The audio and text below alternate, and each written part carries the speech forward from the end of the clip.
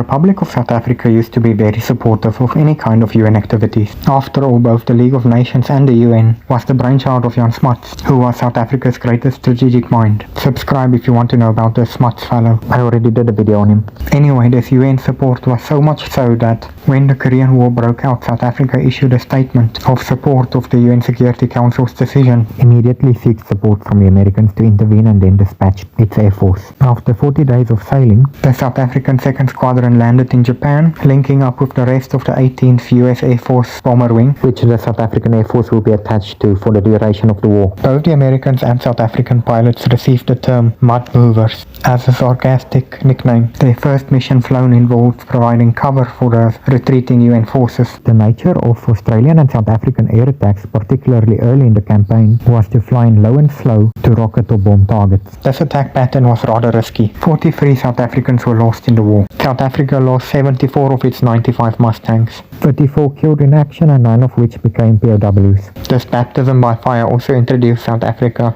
to Russian-made MiGs. The Korean War taught South Africa to switch from piston-driven planes to jet engines. By the time the armistice was signed, the South Africans flew 11,843 sorties, destroying 44 tanks, 147 anti-aircraft positions, 152 bridges, and 10,920 military installations.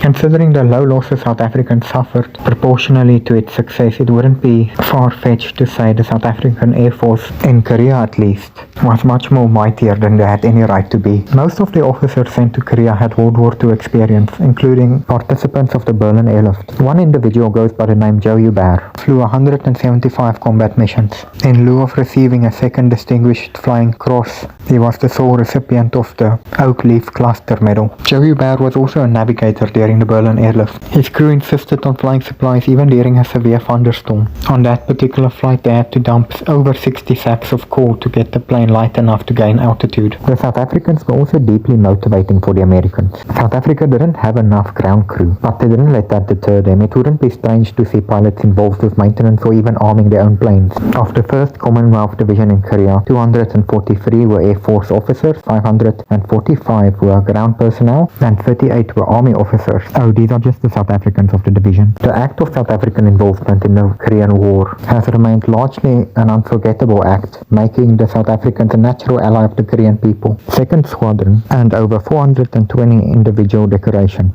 as well as a presidential unit citation from both the American and South Korean governments. Today, 2nd Squadron flying cheetahs use Swedish-made Griffins. As for the legacy of those piston-driven Mustangs, the South African Air Force Museum at the Swartkop Air Base keeps and maintains a former Swedish and Dominican Air Force B-51, the only such aircraft preserved on the African continent. In the spirit of freedom and goodwill among nations, let us now and forever remember these South Africans. If you liked that video, please consider subscribing. Now that we talked about the flying cheetahs, in the next video let's talk about actual cheetahs.